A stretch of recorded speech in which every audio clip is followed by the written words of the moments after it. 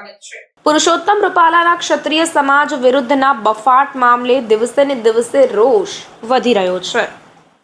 રાજકોટ લોકસભા ઉમેદવાર પુરુષોત્તમ રૂપાલા દ્વારા ક્ષત્રિય સમાજ વિરુદ્ધ કરેલ બફાટનો મામલો દિવસે ને દિવસે ઉગ્ર થઈ રહ્યો છે। ત્યારે વધુ 2 જિલ્લાના 4 તાલુકાઓના ક્ષત્રિયોએ રૂપાલાની વિરુદ્ધમાં બેઠક યોજીને તેઓ એકત્ર થયા। આ બેઠક અમદાવાદ જિલ્લાના ધંધુકા ખાતે આવેલ ચોડાસમા રાજપૂત સમાજની બોર્ડિંગ ખાતે મોડી રાત્રે એટલે કે 3 કલાકની શોર્ટ નોટિસથી યોજવામાં આવી હતી।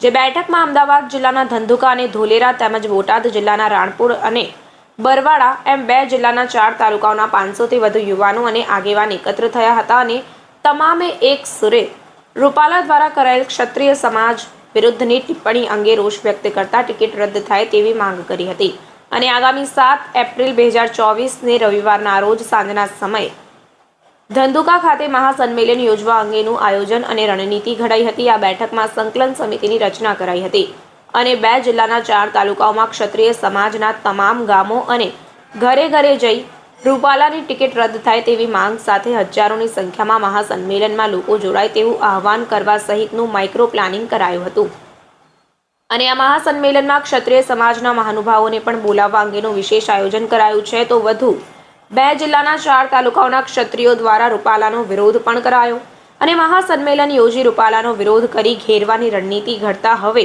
રૂપાલાની મુશ્કેલીમાં વધારો થયો છે। તો આ મહાબેઠક અને તેમાં રણનીતિ ઘડાયેલ મહાસંમેલન અંગે રૂપાલા વિરુદ્ધ રોષ સાથે ક્ષત્રિય સમાજના આગેવાનોએ પ્રતિક્રિયા પણ આપી હતી।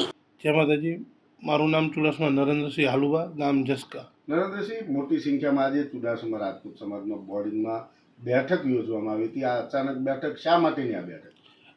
આ બેઠક પુરુષોત્તમ રૂપાલાજીએ જે ક્ષત્રિય સમાજની નારીઓ વિશે જે ટિપ્પણી કરવામાં આવી હતી એના ઉગ્ર વિરોધ માટેની બેઠક બોલાવવામાં આવી હતી। શું બેઠકમાં કેવા પ્રકારનો નિર્ણય અને કયા કયા વિસ્તારના લોકો આમાં જોડાયા? આ બેઠકમાં ધંધુકા તાલુકાના રાણપુર, બરવાળા અને ધોલેરા 4 તાલુકાના યુવાનો અને વડીલો જોડાણા હતા। શું કેવી રણનીતિ ઘડાય, કેવા પ્રકારનો નિર્ણય લેવાયો? આજે બેઠકમાં એવો નિર્ણય લેવામાં આવ્યો છે કે અમે 7/4/2024 અને રવિવારે એક મહાસંમેલનનું આયોજન કરવામાં આવ્યું છે। આ મહાસંમેલન કઈ પ્રકારનું યોજાશે, શિસ્તતા સાથે કે કેવા પ્રકારનું?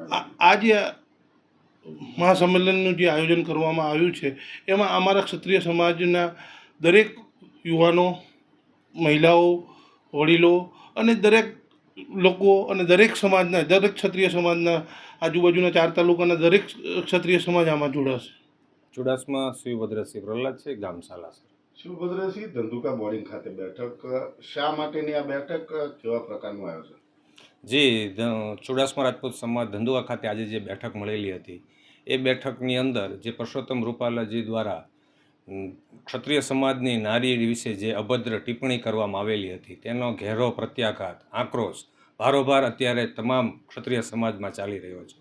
તે બાબતે શું કાર્યવાહી કરવી તેના માટે થઈને આગામી સમયમાં શું પગલાં લેવા કે આનો વિરોધ કેવી રીતના દર્શાવવો તે બાબતે 7 તારીખ 7/4/2024ના રોજ એક મહાસંમેલન કરવાનું અત્યારે સમાજની અંદર જે આજની તારીખમાં મિટિંગ ભરાણી તેમાં નક્કી કરવામાં આવેલું છે। આ મિટિંગ કેવા પ્રકારની રહેશે અને કયા કયા વિસ્તારના લોકો આ મિટિંગમાં જોડાશે? જી, આ વિસ્તારમાં અમદાવાદ જિલ્લાના ધંધુકા તાલુકા, ધોલેરા તાલુકા તેમજ બોટાદ જિલ્લાના રાણપુર તાલુકા અને બરવાળા તાલુકાના ક્ષત્રિય સમાજના તમામ આગેવાનો, મહિલાઓ, પુરુષો તેમજ મોટી સંખ્યામાં, બહોળી સંખ્યામાં લોકો સમાવેશ થઈ અને આ મહાસંમેલનમાં તમામ લોકો પોતાની હાજરી આપશે અને પુરુષોત્તમ રૂપાલાજીની ટિકિટ રદ કરવા માટેની ઉગ્ર માગણી જે અત્યારે ચારે તરફ ચાલી રહી છે તેમાં અમે તથા તમામ ક્ષત્રિય સમાજ એમાં સાથે જોડાવાના છે।